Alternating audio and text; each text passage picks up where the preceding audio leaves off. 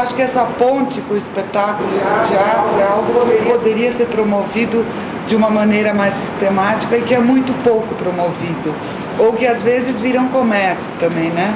Então tem muito grupo, muito espetáculo de teatro que vende e as crianças são despejadas no ônibus e depois voltam, mas não se faz nenhum trabalho em cima.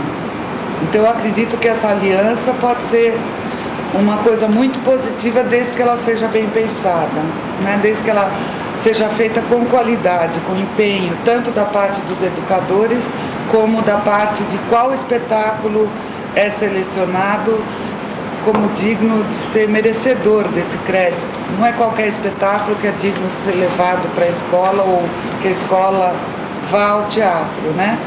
E vejo um outro caminho, além dessa relação entre o teatro e a escola, que é o caminho de grupos, e há vários deles, principalmente de teatro infantil, que trabalham com um empenho pedagógico, né? Que tem na sua proposição do próprio espetáculo uma inquietação com a questão pedagógica. A gente pode enumerar vários, né? Eu gostaria de citar aqui o trabalho do Ilho Krugli, que ao apresentar um espetáculo, já o próprio espetáculo tem essa preocupação. Então eu acho que grupos de teatro que se dediquem à questão infância e juventude, ou que se dediquem a realizar um trabalho que tenha uma preocupação pedagógica, seria um outro caminho também, né? E há vários.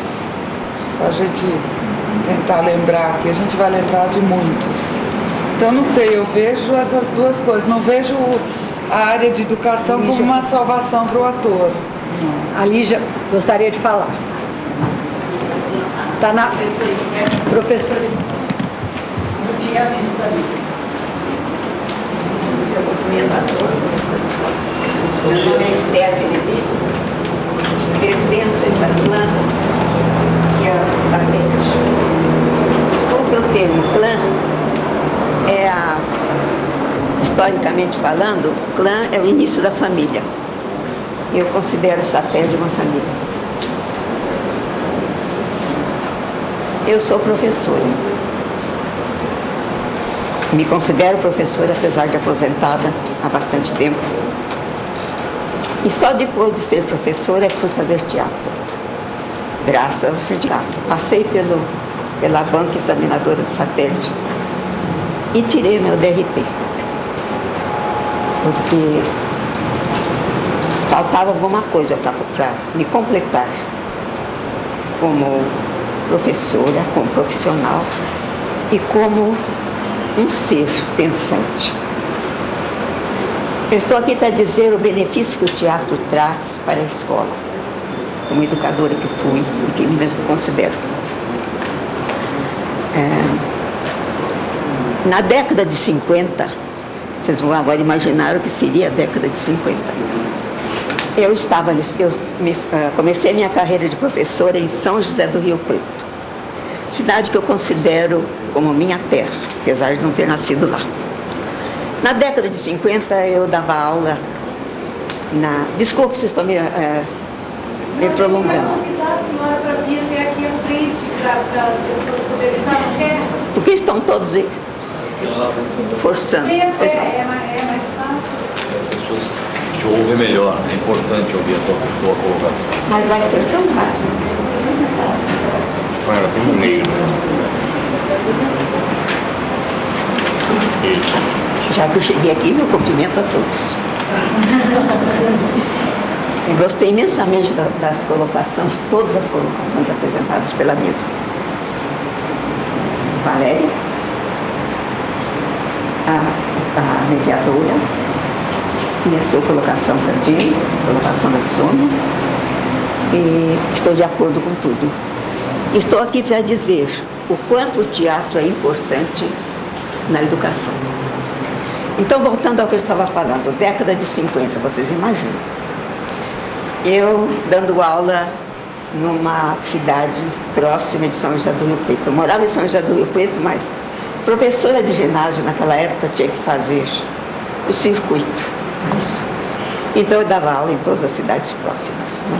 Mirassol, Uchoa, Cedral, Potirendaba. Eu agora vou me referir especificamente à cidade de Potirendaba, terra natal da nossa rainha do basquete, Hortência.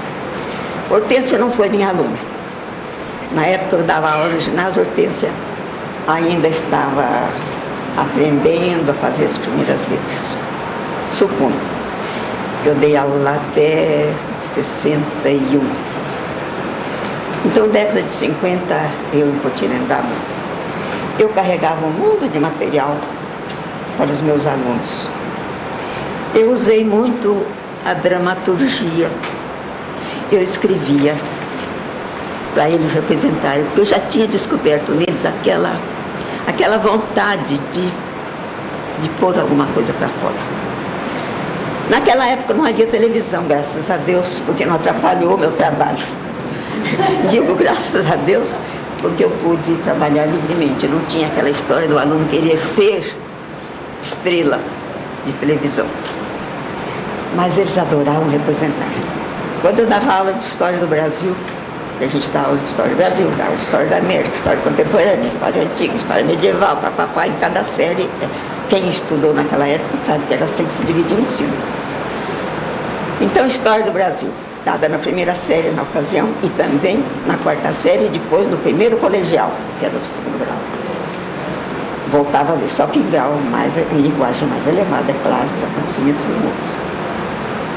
E então eu comecei, vendo que os alunos não entendiam, Potirendaba, naquela época, que não havia nada, jornal, aluno tem o quê? Se informar de quê? Com o quê? Como o quê? Então aquilo que eu falava para eles estava muito longe. Longe. Difícil entender para eles, explicar para eles que era de Constantinopla, que estava escrito lá no livro. O que era de Constantinopla? Era uma mulher que chamava Constantinopla, caiu. Da onde que ela caiu? Então eu comecei a me valer do teatro, da dramatização em classe. E interessante como eles se entusiasmaram.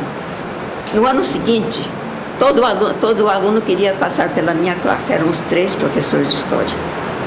Todos queriam estar na classe que eu fosse dar aula. As mães iam procurar. Qual vai ser a classe da Dona Esther? Porque o aluno queria fazer teatro. Com o professor de trabalhos manuais que havia naquela época, eles combinaram e fizeram, eles mesmos construíram um spec, uma cortina, porque eles queriam se vestir ali na classe. Eu não podia sair da classe, 50 minutos de aula, 50 minutos de aula. Então eles entravam ali, adoravam se vestir e pintar o rosto.